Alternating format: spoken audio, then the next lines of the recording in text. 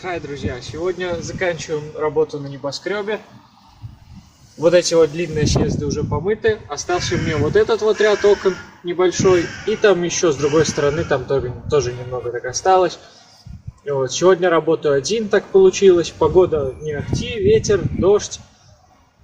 Но как-нибудь буду стараться пробовать что-нибудь. И в конце видео еще сделаю обзор на свою снарягу. Покажу плюсы и минусы своей снаряги, расскажу, на чем работаю. Погнали! Сразу извиняюсь за то, что может быть ветер, может быть слышно. Вот я уже приготовил себе инструменты, лестница. Буду потихоньку переставлять, мыть верхний ряд, потом еще нижний. Вот это вот сегодня мне все сделать. Здесь у них сразу за окнами бассейн. Как я уже говорил, самый дорогой жилой дом в Европе, поэтому у них здесь все включено. Бассейн.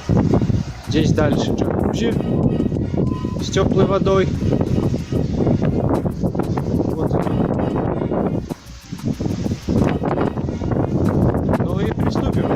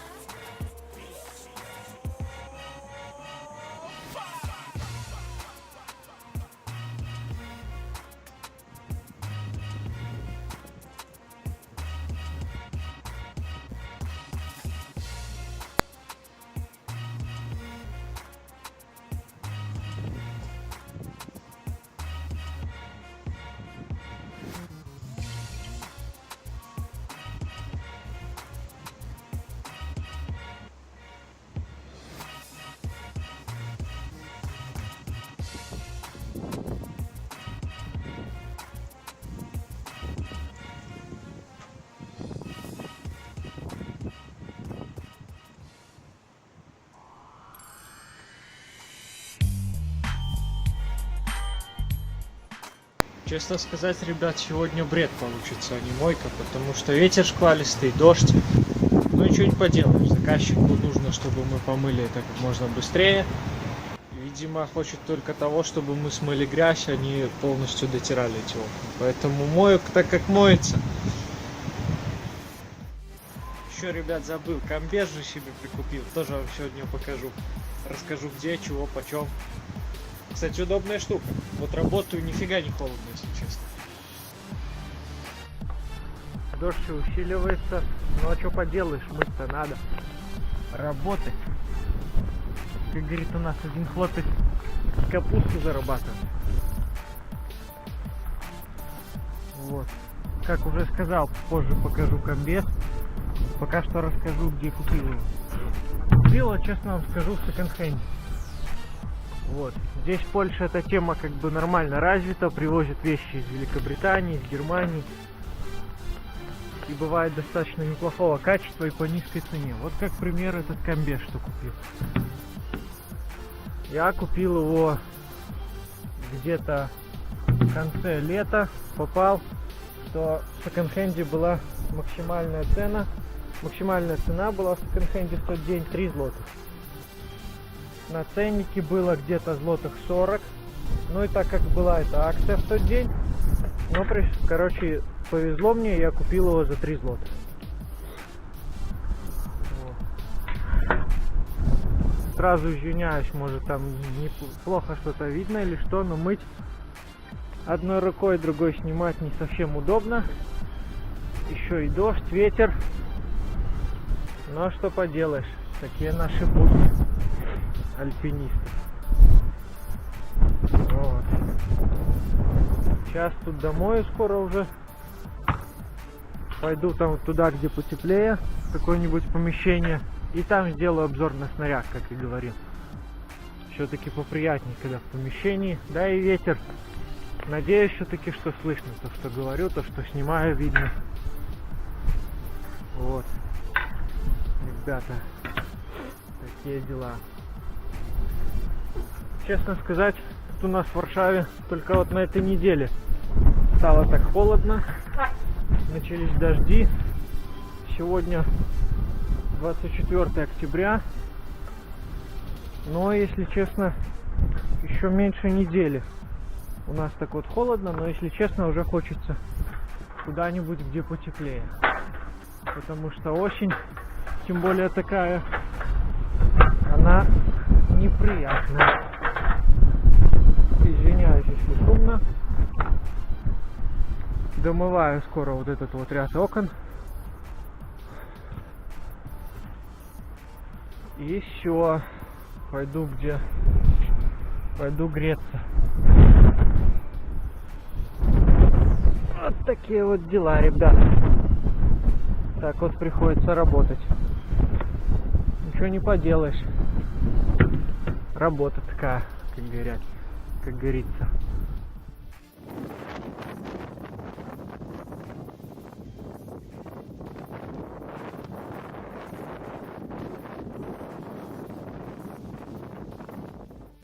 Еще одна проблема, ребята, это ветер. Просто доставка. Мало того, что был дождь, но сейчас, слава богу, закончился. Но ветер просто капец. Вы вообще не представляете. Сдувает. У меня даже был один раз, и камеру поставил снимать. И камера, смотрю, перевернулась. Поэтому продолжаем. Осталось, как я уже говорил, совсем чуть-чуть. Так и хочется в джакузи. Вот. Но добить уже надо. Раз ты уже начал, знаете, как еще тоже говорят, настоящий спортсмен не тот, кто бежит, а тот, кто бежит до конца. Так что собрались и заканчиваем. Надеюсь, когда смотрите это мой дом, вы дома находитесь, вам тепло, можете заварить себе чай, посмотреть, как парниша моет окна при ветре, при температуре +3 и при дожде холодном. Лично мне было бы интересно, сидя дома, в тепле. Ну чё, я тоже скоро закончу. Домой, там любимая ждет.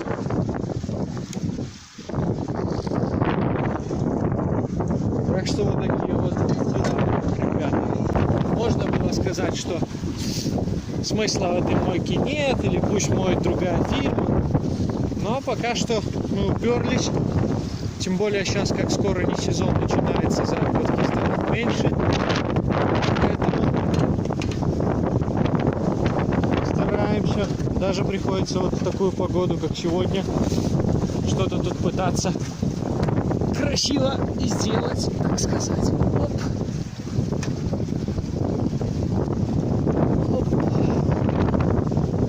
Вот так вот.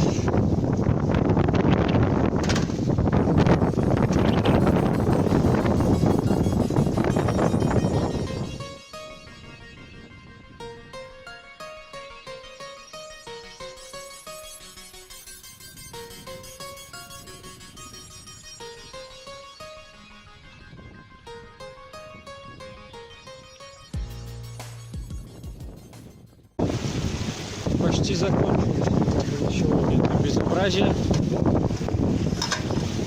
Домываю сейчас последнее окно здесь. Сделаю себе перерыв небольшой. Ну а дальше посмотрим. Честно сказать, замерз, мокрый. Трудовые будни. Еще неудобно одному. Должны были бы сегодня вдвоем быть. Лестницу переставлять, переходить. А раньше мы мыли это вдвоем. Один сверху, второй помогает ему с лестницей. А потом второй моет как бы уровень ниже.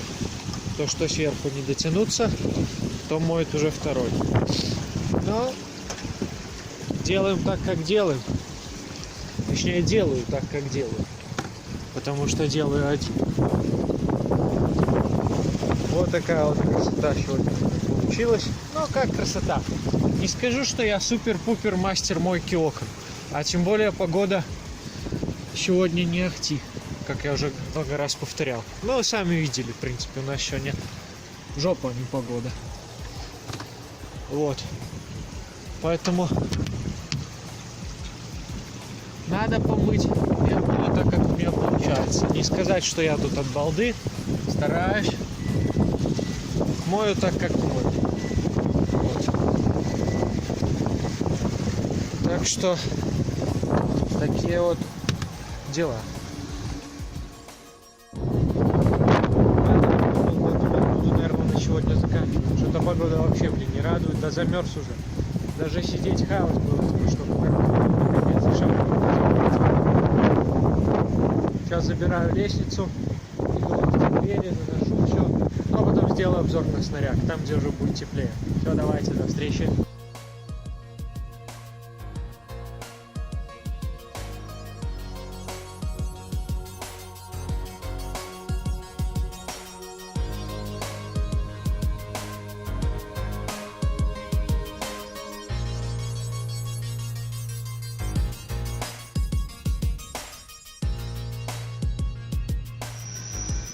Фу, друзья, наконец-то я на месте.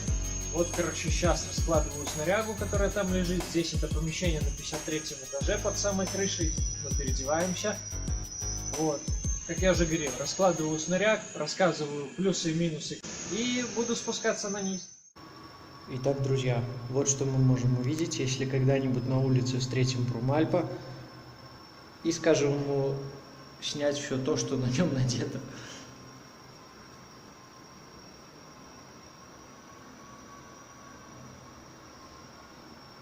Но теперь обо всем по порядку.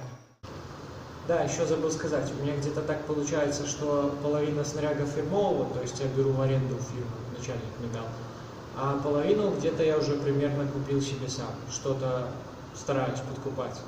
Ну, просто для своего удобства, ну и чтобы потом было свое. Итак, начнем. Первое, друзья, без чего не обходится работа на высоте. Это, конечно же, веревка. Вот, здесь у меня вот такая вот веревка, моток, 100 метров. Веревка Tendon, она специально сделана для спелеологов, то есть ее структура усилена и она меньше перетирается на всяких различных неровностях, выступах, острых краях и прочее. Вот.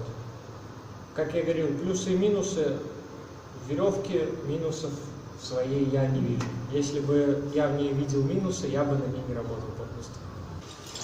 Страховочная система, или как еще говорят, обвязка.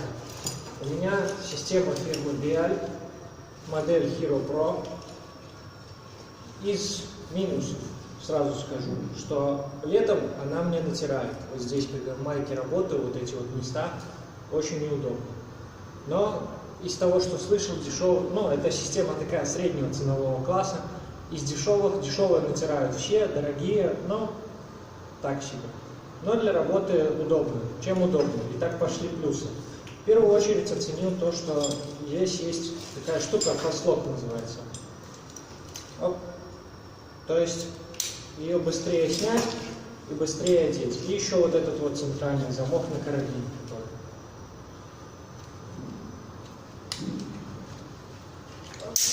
Вот таким вот макарами. Система не слишком много весит, удобная, регулируется. Работаю, для себя здесь повесил сумку такую на телефон и деньги, когда работаю с собой ношу. Страховочные усы к ней купил из динамической веревки, прикрепил. Вот.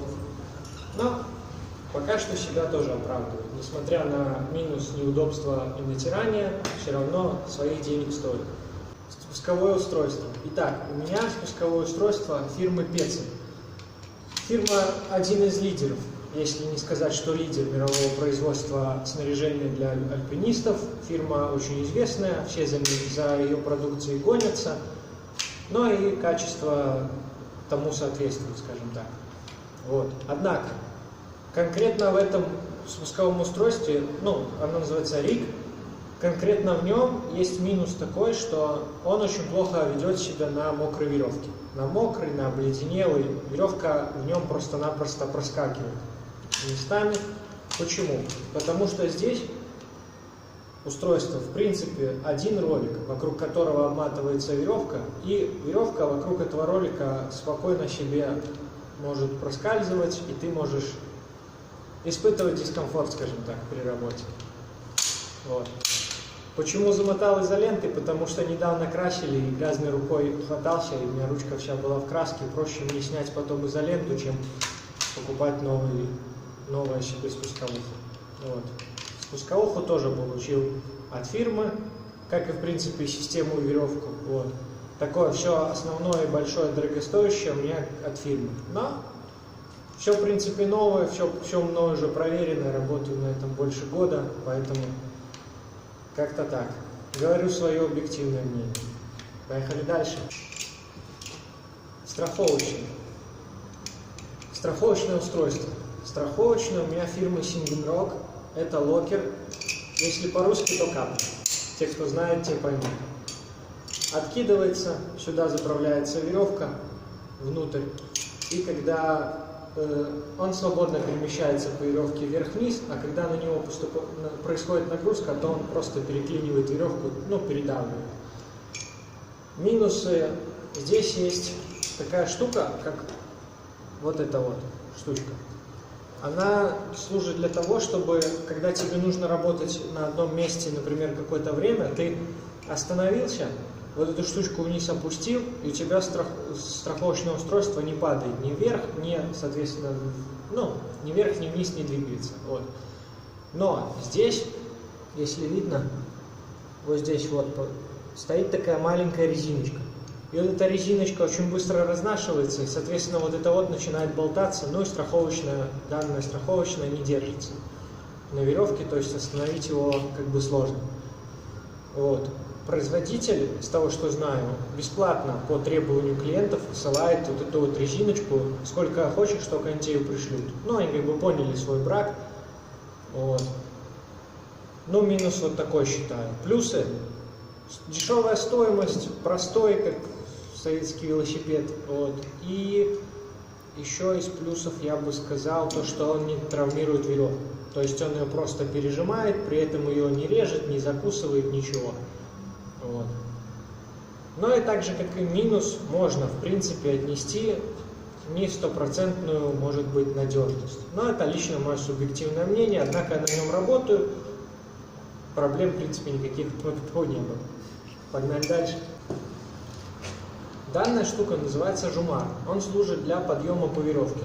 То есть мы откидываем вот эту вот штуку, сюда заправляем веревку, зажимаем веревку в этой фигне, и он движется только вверх. Либо если вот так поставить, то только вниз. Петля вот эта служит для того, чтобы когда ее распрямляешь, ставишь на нее ногу, и рукой и ногой сам себя поднимаешь, тянешь по веревке. Вот. Купил, кстати, это вот лично мой. Я купил себе вот такой вот на левую руку и правой ногой, соответственно, отталкиваюсь. Мне так удобно. Кому-то удобней, они покупают себе на правую руку. Он совершенно по-другому сделан, то есть правой рукой, а все устройство прибора вот здесь глядит на тебя, получается. Вот. Но здесь, опять же, кому как удобно. Мне, в принципе, нравится. Он относительно фирма Climbing Technology, итальянская. Он относительно дешевый, тоже такой не подводил. Ну и штука на самом деле полезная, когда ты пропустил какой-то кусок, ты можешь подняться, либо когда ты не можешь съехать с крыши, ты всегда можешь из земли по веревке подняться к тому месту, где тебе нужно выполнить что-то. Сейчас покажу свою лавку.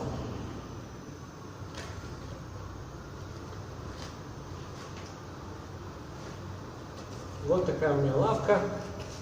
Какой-то неизвестной фирмы, тоже получил от своей фирмы, соответственно, в аренду. Вот. Только купил сюда вот такие вот карабины с автоматическими замками, потому что есть карабины на муфтах. Когда у меня стояли здесь на муфтах, они часто бывало, что раскручивались сами. Но, сами понимаете, не очень безопасно, ну и неприятно, когда ты видишь, что у тебя лавка, например, вот так, и карабин у тебя... Сейчас, секунду. И карабин у тебя приоткрыт в каком-нибудь таком вот положении, например. Вот так у тебя ты висишь, но, соответственно, неприятно. Здесь же такого не может, потому что я отпускаю, и карабин уже закрыт, он никуда не денется. Вот. Минусы лавки: неудобно, к ней нужно привыкать. Но я уже привык, и мне, в принципе, уже нормально. Плюсы: то, что она не деревянная, она легче. Вот. Также она крепится непосредственно за кольцо системы, то есть вот сюда. Не нужно ее вешать на веревку, допустим, в спусковухе, а потом с крыши еще дополнительно залазить, заныривать сюда. Ну, есть два способа выхода на веревку. Вот этот способ. Сначала, конечно, у меня была обычная деревянная, научился так. Ну, а этим способом уже попроще, потому что ее зацепил. Лично я так делал, зацепил один раз с утра и хожу с ней целый день, она мне не мешает, просто сзади немного болтается. Ну и так вот и работаю. Погнали дальше. Так, здесь у меня целый набор, скажем так, приколюх. Присоска. Присоска служит для того, чтобы удобнее было мыть окна. У нас на фирме 80% работы это стекломой. Так вот, эта присоска, ты ее берешь, вот здесь вот смачиваешь два этих края, и получается к стеклу присоединяешь и защелкиваешь с двух сторон вот так вот.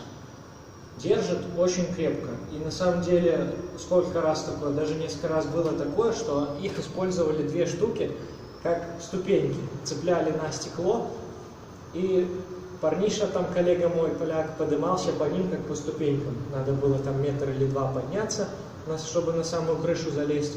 Штука удобная, тебя меньше откидывает от стены и в сторону. То есть ты ее зацепил, карабином размотал вот эту тачку, зацепил за себя.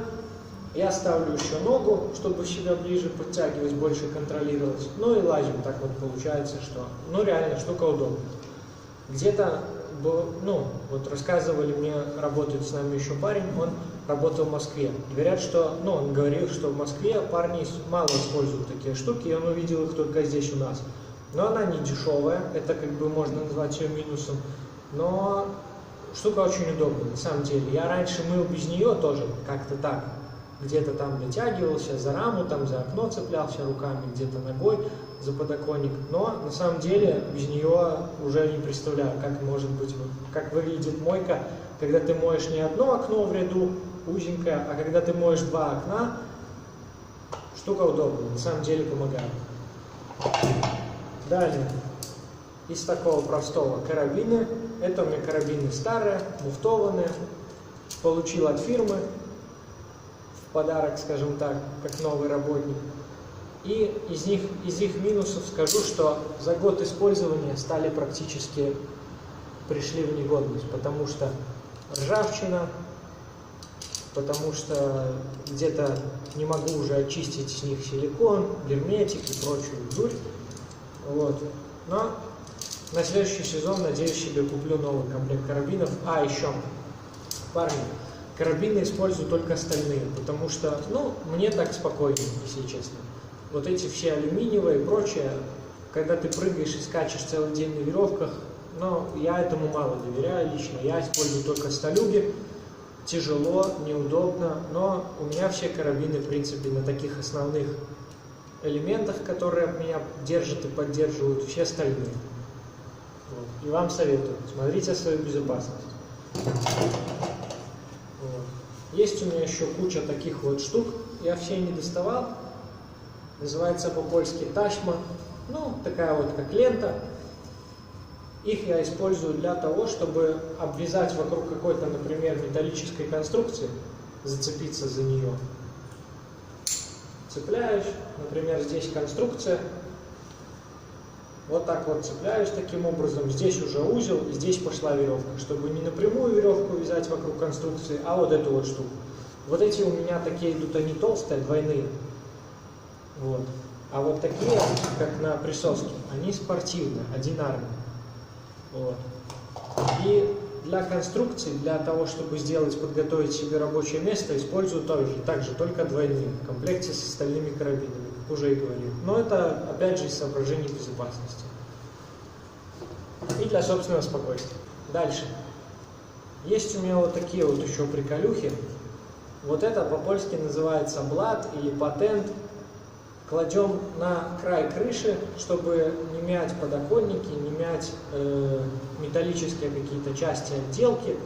Кладется на крышу, веревочкой привязывается куда-то либо к конструкции, либо узел на веревке на основной, на страховочной точнее, и привязывается к ней.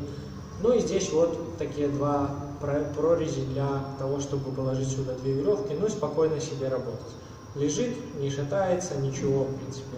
Короче, штука нормальная, проверенная. Тоже уже готовая, продавалась такая. Ну, некоторые делают сами, но здесь больше продаются. Начальник купил, достали, то есть получили как презент от фирмы. Также у меня есть вот такие вот штуки. Здесь это пожарный рукав, разрезанный пополам. Когда его разворачиваешь, внутрь кладу веревку, чтобы она не перетиралась. А это тоже покупной продается. Вот такая штука. Сюда кладу веревку, заворачиваю вот таким вот макареном.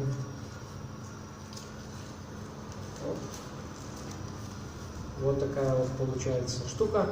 Здесь внутри проходит веревка и ничего ее не перетирает, в принципе, ей ничего не грозит на каких-то таких опасных местах. Так что тоже всем рекомендую. Здесь больше все используют, но и вам и советую. Ну и последняя пару вещей, которые мы сняли с нашего пробегающего мимо промайпа.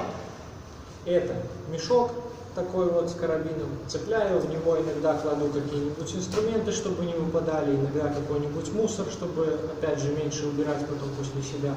Штука тоже удобная. Когда-нибудь еду бывало, что кладу. Вот. Моя каска, купил себе сам тоже. Из дешевых. Где-то неудобная, где-то херово смотрится, конечно, на голове, но дешевый сегмент. Сюда здесь присобачил уже крепление, буду камеру вешать, буду снимать что-нибудь вот, во время работы. Но своих денег она стоит, вам скажу. Здесь в Польше через интернет-магазин купил. Еще у меня есть вот такие вот рэп-шнуры. Используются для того, чтобы крепить какие-нибудь инструменты, чтобы не падало с высоты, какие-нибудь там, не знаю, мелкие детали, которые тебе нужно замонтировать или что-то. Ну и ножик. Вот такой вот строительный нож. Здесь такой вот достается для бумаги. Ну а здесь уже на постоянку нож. Вот. Все это дело у меня на карабине, потому что вешаю на обвязку. Складывается таким вот макаром. Оп, здесь такой вот, как в принципе в обычных ножах для бумаги, замок, чпок, сложил, повесил, ничего не мешает, все хорошо. Вот так вот, друзья, закончилась моя снаряга. Основные все элементы вам показал, рассказал, показал свое мнение. Очень интересное мнение по поводу моего снаряжения и того, что я использую, тех парней, которые уже прошаренные альпинисты, которые не первый год в этом работают, как говорится, собаку съели. Вот. Интересно послушать, на чем парни работаете. Пишите в комментариях, обязательно всем отвечу. Вот. Ну, для кого-то, для любителей, или кто только хочет узнать, может быть, для кого-то что-то было полезно. В процессе еще буду что-нибудь снимать, буду показывать, рассказывать. Работа интересная, материала, в принципе, снять можно много. Ну и мне это самое главное нравится. Вот, парни, все, в принципе, закругляться пора. Сегодня трохи подустал, замерз, лицо горит. Главное не заболеть. Но и чего и вам желаю, в принципе. Не болейте, здоровья, удачи, тепла в душе самое главное. С вами был Илюха, альпинист. Все, давайте, счастливо, парни. Я погнал домой.